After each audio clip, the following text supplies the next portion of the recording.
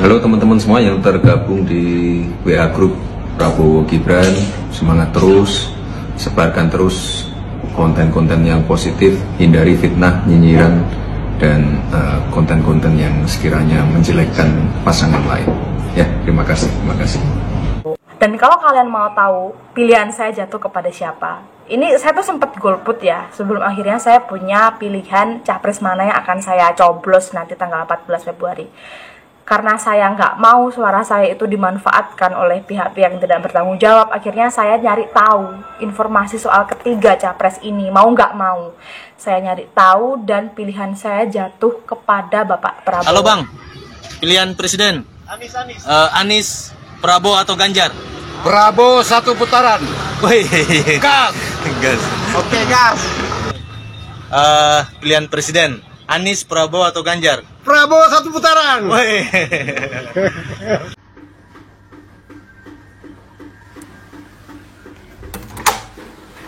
Astaga, masih kita lihat sayang.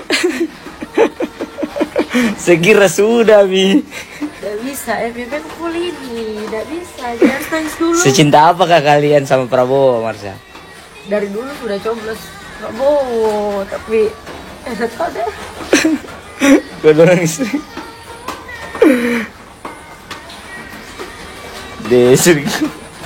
Sedih kayak lihat kayak begini sudah bisa sayang. Menang Prabowo, menang. Insyaallah. Mau nanya Bang, Pak Prabowo prestasinya apa ya? Serius nanya. Sekarang saya serius nanya dulu. Zaman SBY kamu udah ada pemilihan belum? Kamu udah ikut milih belum? Belum ya? Saya lihat dari video kamu sering berada di jalan. Ya kan? Naik-naik mobil terus, berarti kamu udah dewasa. Kenapa pemikirannya seperti anak kecil seperti ini? Sini saya kasih penjelasan. Zaman SBY menjadi presiden, itu nggak pernah ada yang bertanya hal seperti ini karena memalukan. Memalukan. Prestasi SBY apa sih? Ya nggak bisa dipertanyakan itu. Jenderal itu, ada kerahasiaan negara yang nggak bisa diketahui oleh publik. Masalah prestasi, ya kan? Adalah yang kelihatan mata. Saya ambil contoh lagi, seperti zaman Pak Prabowo nih ya. Ada tim kampanye sebelah malah yang lebih minus ya daripada Anda, saya bilang ya. Karena mereka berkampanye seperti ini juga sama. Prestasi Prabowo apa sih? Lucu kan? Ya lucu Bang kalau menurut saya. Zaman SBY aja nggak ada yang mempertanyakan hal seperti ini. Tapi kenapa ini di tahun 2024 masih ada aja orang berkampanye seperti itu dan dipertanyakan kepada seorang Menhan, bukan seorang jenderal lagi. Maaf nih Bang. Untuk seorang jenderal ya, untuk seorang Pak Prabowo ya, semasa jenderal banyak itu Bang dia prestasinya dan jasanya terutama. Bisa kita lihat itu dari jasanya juga Bang. Dari jasa udah jelas lebih banyak jasa seorang jenderal daripada seorang gubernur. Tuh, karena dia mencakup dari Sabang sampai Merauke. Kalau cuma gubernur di DKI doangnya, Jawa Tengah doangnya, ya kan? Apalagi untuk seorang Menhan. Banyak kerahasiaan negara yang nggak boleh diketahui oleh publik. Nah, pertanyaan Abang ini justru malah meminuskan Abang sendiri. Terutama untuk tim kampanye sebelah yang bertanya seperti ini. Kalau untuk gubernur bisa dipertanyakan masalah prestasi. Tapi apakah mereka berprestasi? Contoh seperti Anies Baswedan. Masalah kemacetan dan banjir. Hal-hal prioritas Jakarta dilakukan nggak oleh Anies Baswedan? Coba. Saya tanya balik itu. Karena itu kelihatan kasat mata. Tapi kalau untuk seorang Menhan, nggak semua hal boleh diketahui oleh publik. Tuh, jadi pertanyaan Abang ini juga jangan menjurus. Karena mengandung kerahasiaan negara. Banyak yang kelihatan mata. Contoh lah seperti mengirimkan bantuan kepada Palestina, ya kan, kapal perang, kapal rumah sakit itu kan, itu kelihatan mata itu. Semasa beliau menjadi jenderal, ya kan, masalah penyelamatan sandera OPM itu, Timur Leste lagi, ya kan banyak itu Bang. Itu ada di Google, tapi banyak juga yang nggak diketahui publik, seperti itu. Jadi pertanyaan Abang ini jangan bikin malu Abang sendiri, oke Bang? Bahkan tim kampanye dari kubu sebelah menyesatkan, malah dibilang lah gagal singkong, ya kan? Iya kan? Yang namanya bercocok tanam kan nggak semuanya Bang bisa langsung berhasil. Ada proses-prosesnya, ya kan? Pembelian pesawat bekas lagi dibilang menyesatkan. Kalau pembelian pesawat bekas itu kan sudah ada orang-orang khusus yang paham tentang pembelian pesawat tersebut. Layak pakai, ya kan, jam terbang. Kalau di mobil bekas itu ibaratnya kilometer. Kalau memang membeli pesawat bekas itu membahayakan untuk seorang pilot, mobil bekas juga nggak boleh dibeli, membahayakan untuk seorang supir. Gimana kalau saya bilang seperti itu? Ayo. Iya kan? Jadi jangan terlalu menyesatkan untuk berkampanye, terutama untuk pertanyaan Abang seperti ini. Jangan bikin malu diri Abang sendiri. Tuh. Oke Bang? Bijak sedikit lah. Udah Prabowo Gibran aja Bang, 1 kali putaran. Biar tambahlah orang-orang pintar ini di Indonesia ini. Jangan mau terjerumuskan dan terdoktrin dengan hal-hal sesat. NKRI harga mati. Tidak lama lagi di Indonesia ini akan ada sejarah baru. Sejarah anak muda yang menjadi wakil presiden di Indonesia ini. Terutama anak muda wali kota Solo bisa mengalahkan mantan-mantan gubernur yang katanya orang hebat dan katanya orang pintar, tapi dikalahkan dengan wali kota. Dan juga kemarin ada yang menghina bahwa Mas Gibran itu orangnya tidak tahu apa-apa, nggak bisa berdebat, anaknya pelongo-pelongo. Tapi sewaktu debat kemarin, yang katanya Mahfud MD itu adalah profesor, Mohaimin itu adalah ketua umum partai, tapi debat dengan wali kota Solo itu kalah. Walaupun pengalamannya cuma 2 tahun, kalah. Kita sebagai masyarakat kecil bangga dengan kepintaran Mas Gibran untuk menjadi seorang pemimpin. Terima kasih Mas Gibran. Kami Akar Rumput akan selalu mendoakan Mas Gibran dan juga berdoa untuk kemenangan Mas Gibran. Amin.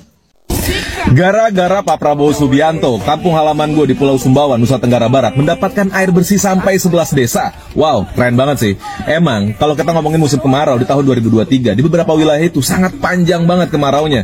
Kekeringan pasti melanda di wilayah beberapa titik di Indonesia, dan salah satunya adalah Pulau Sumbawa. Dan kita sama-sama tahu, kalau air itu adalah kebutuhan manusia yang paling utama dan krusial banget. Selain untuk memenuhi kebutuhan hidup, kesediaan air juga mempengaruhi perekonomian kita. Dan sekali lagi, Pak Prabowo menegaskan kepada Satuan Tugas Universitas Pertahanan untuk melakukan kajian tentang bagaimana cara meningkatkan bantuan air ini agar lebih meluas ke Indonesia, yang tidak hanya untuk kepentingan di rumah tangga aja, tapi nantinya bisa membantu di sektor pertanian. Ini yang disebut strategi pertahanan sang pemersatu bangsa, yaitu Pak Prabowo Subianto, untuk membangun pondasi yang kuat dari yang paling terbawah, yaitu apa? Yaitu desa. Jika akarnya kuat, tidak ada yang bisa menghalangi kita untuk bisa menjadi negara maju. Gimana menurut kalian? Setuju nggak dengan pendapatnya Pak Prabowo Subianto? Kalau setuju, monggo di Prabowo P. Presiden. R. Rajin bekerja, tidak banyak bicara. A. Amanah, perkataannya sesuai fakta dan realita. B. Berjuang tanpa batas. O. Orang-orang suka kepadanya. W. Wibawanya tidak diragukan, baik di dalam negeri atau di luar negeri. Oh, sungguh beruntung punya pemimpin seperti Pak Prabowo. Itulah kode alam. Iya guys, tak nemu je, tak nemu. Iya. Udah ku bilang, hampir 100% Medan itu punyanya 02. Kenapa 0103, ha? Angek kau. Mau tahu buktinya? Mau lihat buktinya? Tengok ini. Ini lagi. Udahlah, nggak perlu ku tambah-tambah lagi. Aku sekarang mau bikin konten, bukan mau bikin mading. Banyak kali kan? Ya, udah tercium siapa presiden kalian. Untuk mencium presiden yang berhasil 2024 ini, nggak perlu penciuman setajam anjing pelacak. Udah tercium itu, ya kan? Udahlah, kalau menurutku kalau bisa langsung dilantik lah. Tapi cemana kan, harus ada pemilihan. Ya sudahlah, kita tunggulah waktunya pemilihan. Coba, netizen ada pula yang berkomentar itu. Bro, aku orang Medan. Nggak semua orang Medan pilih 02, katanya gitu kan. Begitu ku tanya, di mana aku di Medan? Bandar Baru. Iyalah, itu udah lain cerita itu. Kalau kerjaanmu ke sana terus, nggak masuk nalarmu pencapresan ini, udahlah, nggak usah perpanjang lagi komentarmu. Ku tunggu komentar balasan dari dia hampir 3 jam, nggak dibalas-balas. Mungkin angin dia. Bagi yang nggak tahu Bandar Baru, googling. Tapi googlingnya nanti setelah kalian di Medan. Kalau di luar Medan nggak dapat itu. Aduh, ya Mang.